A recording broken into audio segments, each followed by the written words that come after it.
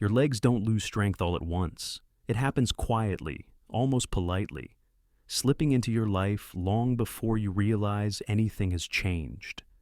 One day you rise from a chair without thinking, and then months later, you notice your hands gripping the armrests for help. Many of the seniors I've worked with over the past 25 years tell me the same story. I thought I was fine until the day I wasn't. And if you felt even a hint of that lately, you're not alone. After 60, the nerves that keep your leg muscles firing begin to fade. Not painfully, not dramatically, just a slow dimming of the connection between brain and muscle. It's this hidden decline, not age itself, that quietly steals confidence on stairs, makes curbs feel higher than they used to, and turns uneven ground into something you look down at instead of walking through naturally. But here's the part most people never hear from their doctor. Your body is still listening. It still responds. It still adapts. Even in your 70s, even in your 80s. In fact, some of the strongest improvements I've seen in my clinical practice came from people who thought their strong days were behind them. What changed everything for them wasn't gym memberships or fancy routines. It was two movements, two simple, quiet patterns that help your circulation wake up again, help your balance return, and help the muscles responsible for standing, stepping, and catching yourself recover their rhythm. And in a moment, I'll show you exactly how they work. But first, take a breath. Think about the last time your legs surprised you, not with strength, but with hesitation. That moment matters more than you think, and understanding why it happens is the first step to bringing your confidence back. When seniors tell me, my legs just aren't what they used to be, they're often talking about something far deeper than muscle. What's really changing is the communication system that powers those muscles. After 60, the motor neurons, tiny electrical messengers that tell your legs to contract, begin to withdraw from the muscle fibers they've controlled for decades. It's a quiet retreat, almost like a neighborhood losing its streetlights one by one. Things still work, just not with the brightness and speed they once had. That's why a small stumble feels more alarming now than it did at 40. It's not clumsiness, it's not personal failure, it's biology, and it's something you can influence more than you realize. There's another layer too, one seniors often feel but rarely connect. When the calf muscles weaken, circulation slows. Blood has a harder time returning upward against gravity, and the legs begin to feel heavy by afternoon. Some describe it as walking through wet sand. Others tell me their ankles puff up for no reason. In my clinic, that heaviness is one of the earliest clues that the body's second heart, the calf pump, is falling asleep, and the research backs this up. A study in the Journal of Applied Physiology found that when older adults strengthened this one area, their circulation improved through the entire lower body. Not just blood flow, but blood pressure, balance, and even walking speed showed measurable change in just 12 weeks. That's how interconnected your system is. Wake up one part, and the whole chain begins moving again. But there's a final piece I want you to hold on to. The muscle fibers that help you catch yourself during a trip or misstep, your fast-reacting type 2 fibers, are the first to decline with age. They don't respond to walking alone. They don't respond to staying active. They respond to slow, intentional movements that retrain the nerves controlling them. And that's exactly what the first exercise does. If there's one moment that changes the aging journey more than any other, it's the first time someone feels their legs hesitate. I saw it in Robert, a 72-year-old retired mechanic who came to my clinic after a near fall getting out of his car. He told me, "My legs just didn't answer me." And that sentence stayed with him for weeks, not because of pain, but because of the fear underneath.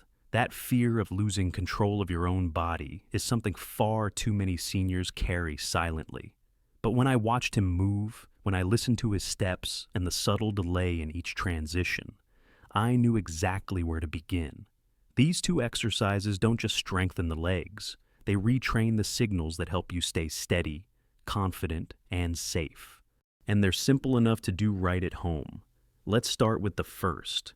Movement 1, the calf raise. Awakening the second heart. Most people think the calf muscle is just for looks or pushing off when you walk, but inside your lower leg is one of the most important circulatory tools you have. Every time your calves contract, they squeeze blood upward, helping it return to your heart. After 60, when these muscles weaken, blood settles downward. Ankles swell, legs feel heavy, and balance suffers because the lower body is working in slow motion. That's why this small movement is so powerful. Stand tall, with your hands resting lightly on the back of a chair for balance. Lift your heels slowly, 2 seconds up, and hold at the top. Feel the squeeze. Not a bounce, not a rush. A full, deliberate contraction. Then lower, just as slowly, letting your heels meet the ground with control. This downward phase is where your nerves relearn their timing, where those type 2 fibers reconnect with purpose. Robert started with 3 sets of 10. Within 2 weeks, he told me his feet didn't feel as puffy by evening. By week 4, he said, I can feel the floor again. That awareness, that connection, is one of the earliest signs your second heart is waking back up. You may feel the same, and if you've had swelling, heaviness, or afternoon fatigue in your legs, this movement may support the circulation your body has been quietly missing. But this is just half the story. Movement 2, the chair squat, your independence movement. If I could choose one movement every senior practiced, it would be this one. The squat is the pattern you rely on more than almost anything else in daily life. Rising from a chair, getting out of bed, standing up after using the bathroom, stepping out of a car. When these muscles weaken, your thighs, your hips, your glutes, your whole world gets smaller. You start choosing seats with armrests. You hesitate before standing. You reach for support that you didn't need before. And each time that happens, confidence slips a little further away.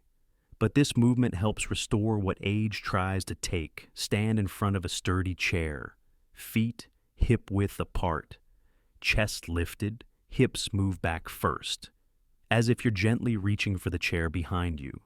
Lower with control until you lightly touch the seat.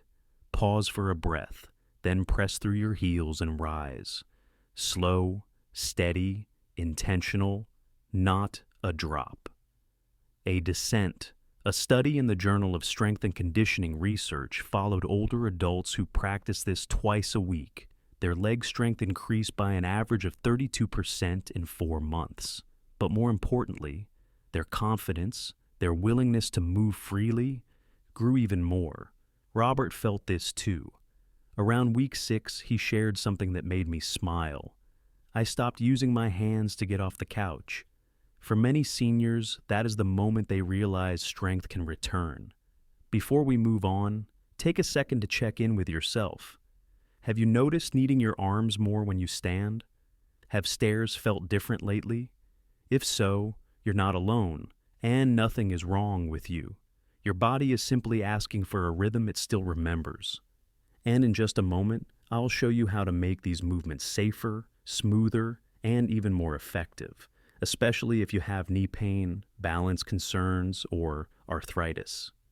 Once you know the movements, the next step is making them work for your body, not against it. Seniors often tell me they tried strengthening exercises before, but stopped because something didn't feel right. And that's completely understandable. After 60, your joints, circulation, and balance each have their own rhythm. A small adjustment can mean the difference between progress and discomfort.